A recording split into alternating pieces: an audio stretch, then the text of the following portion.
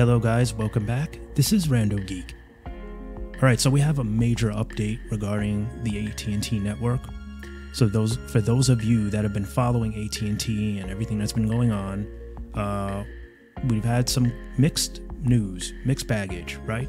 We've had some good news about them actually doing better in quarter two than we anticipated.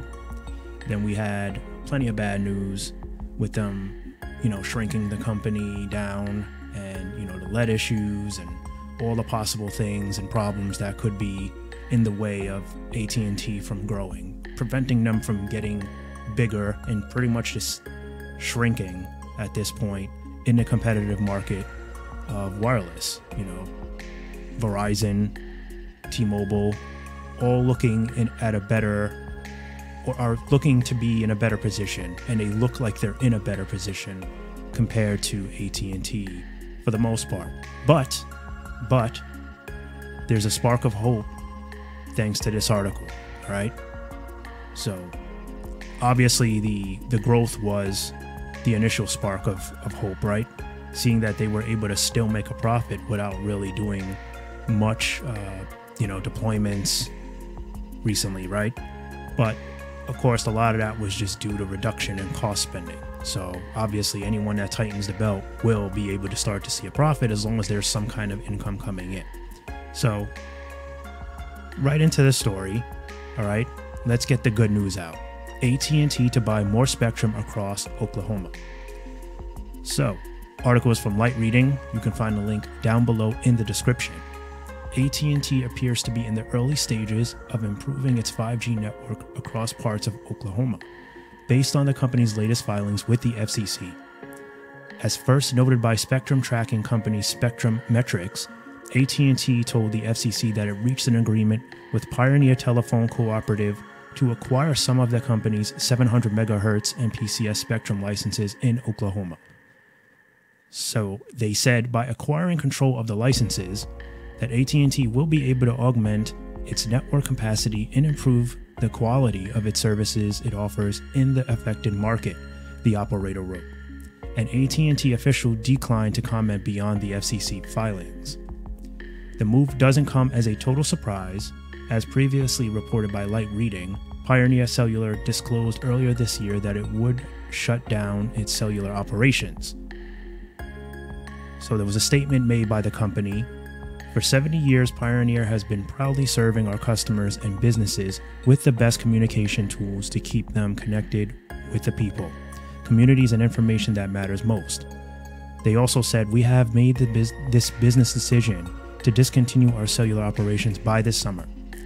A Pioneer official told the Southwest Ledger the company exited the wireless industry because it's difficult for smaller providers to be profitable. Other smaller wireless network operators have made similar decisions in recent years. Instead, Pioneer said it will focus on fiber, a move that dovetails with the U.S. government's plan to flood rural areas with subsidies for building new broadband networks. According to the AT&T filing with the FCC, Pioneer counts around 37,000 mobile customers, including 147 prepaid customers, 86 Lifeline customers, and 732 fixed wireless customers. Pioneer is working to move those customers onto other networks. This is AT&T's latest spectrum acquisition. As Light Reading previously reported, Indigo Wireless in Pennsylvania recently disclosed it would transfer its 850 MHz and PCS spectrum holdings to AT&T. Broadly, AT&T has been working to expand its coverage area in part to support the U.S. government's FirstNet program for first responders in rural areas. However, AT&T's purchase of Pioneer spectrum licenses in Oklahoma is somewhat surprising considering Pioneer launched an LTE network through Verizon's LTE in Rural America program in 2015. Verizon officials did not respond to questions about Pioneer. Brian Gomer of Spectrum Metrics explained that Pioneer leases some of Verizon spectrum holdings as one of its LRA partners with Pioneer's exit. The spectrum will effectively roll back to Verizon, Gomer wrote in response to questions from Light Reading. However, Gomer noted that now, following Pioneer's exit, Verizon may need to build its own network in Oklahoma to cover Pioneer's own network footprint. He said Verizon could also partner with other carriers in the area to obtain such coverage. All right, so very good news here. Very, very good news for AT&T. Simply because this is what they need to be doing, getting spectrum out. We know how difficult it has been for AT&T to do this with the financial issues that they've been facing. They have simply just not had enough money to build. So many people, were counting AT&T out, saying, they're done with, it's all about Verizon, it's all about T-Mobile.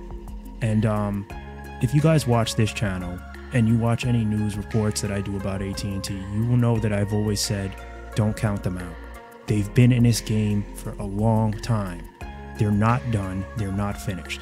You will see shrinkage, but they're not going to be the only one. Mark my words. If AT&T is downsizing to make improvements in their profits, don't you think Verizon's going to do that too? Don't you think T-Mobile is going to do that too? Now, the one positive of the downsizing from AT&T is it's allowing them to make some money back, okay? So maybe they're getting rid of some offices that are overstaffed. Yeah, it's bad for the economy, okay? There's going to be a lot more people on the unemployment line, but it is good for their network. So why is it good for their network? The more money that they have to pump into the network, the more deployments that get out there, right? Which means coverage gets better.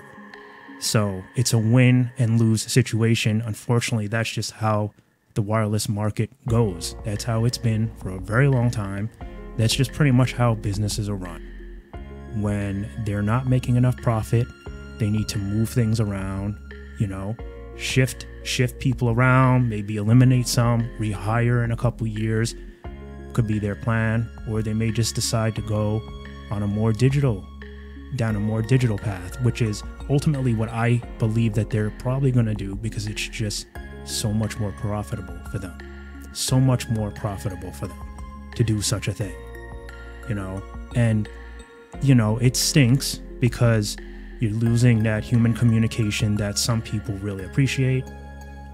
Many of today's people are used to it already. They do 90% of their banking online. You pay all your bills online. You set up your plans online. Many people never even step foot in a store unless they absolutely have to. And that's the thing. AT&T is well aware of that. So they figure, why keep these stores up?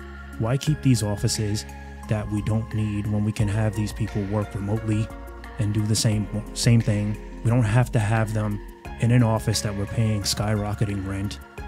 Or maybe yet we don't even need some of these positions, anymore.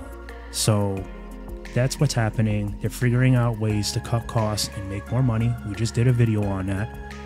And this is ultimately what they're trying to do now with that money. Build up wireless, which is what everybody wants.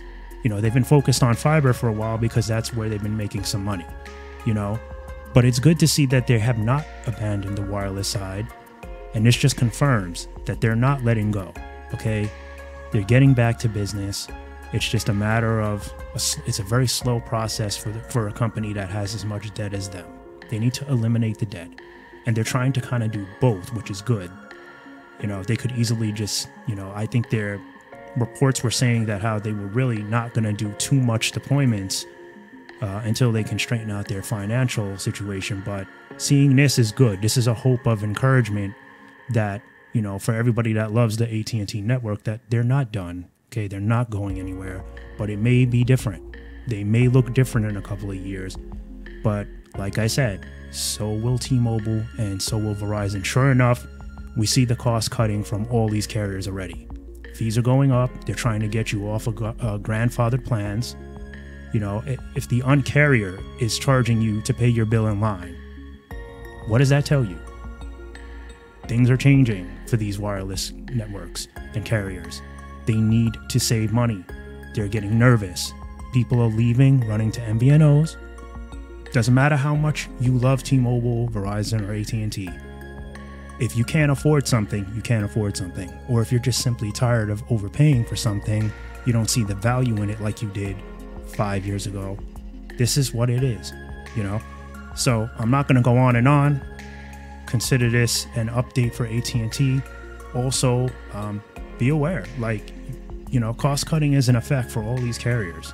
But good news for AT&T, like I said, don't count them out. They're not done with wireless. This just proves that they still have that, you know, they still have that spark in them. They're just waiting. They're waiting to get in a position where they can do it. And I hope they do it right this time. Like I've said in other videos, don't worry about being the fastest. Don't worry about having the most coverage overnight. Just get it out. Good quality spectrum across as many states and cities as you can. You know, just build a nice, solid network. Don't worry about being the flashiest. We have other carriers that claim to be the best. Let the people decide. They will. The people that know the quality of the network, know the reliability, those are the people that, you know, that matter. Those are the people that are going to know what time it really is and which network is the best. Now, there's, you know, they're all good. So I'm not saying which is the best. It's market specific. Okay. What I'm saying is, for them, they've made some mistakes in the past where they tried to be the first to roll out 5G and they spent a lot of money and it was wasteful and they could have done it better. So now, hopefully they'll rethink their position and do it better, you know, where they can make profits, make a solid network, continue building out a solid network to those that don't have it. And that's the win. You know, we already see that they have the largest coverage map pretty much. And they have the most clientele. They've been around the longest. You know, a lot of people still trust AT&T, consumers and businesses. So that tells you something.